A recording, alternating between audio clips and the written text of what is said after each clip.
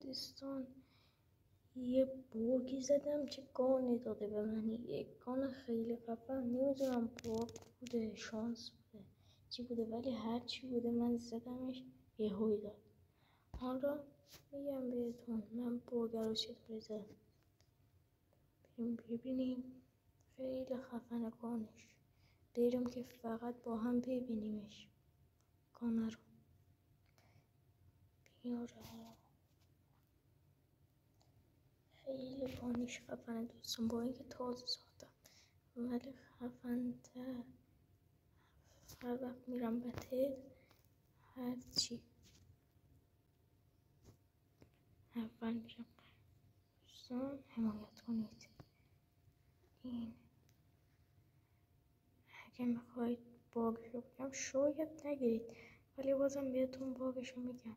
من خودم زدم داد کنم دو ضربه اول. ببینید فکر کنید همه زدم مسکینم داده.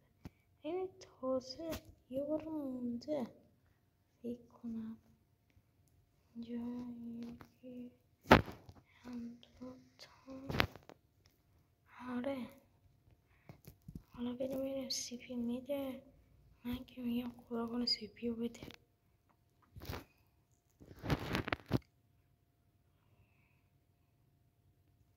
نه سی پی نداد، اشکال نداره بازم میزنیم. نه حالا بریم اینو بزنیم ببینیم چی میده. خدا کنه خوب بده. ببینیم. نه بدترینش رو داد. خیلی خفنه این گانه، ولی خیلی خفنه.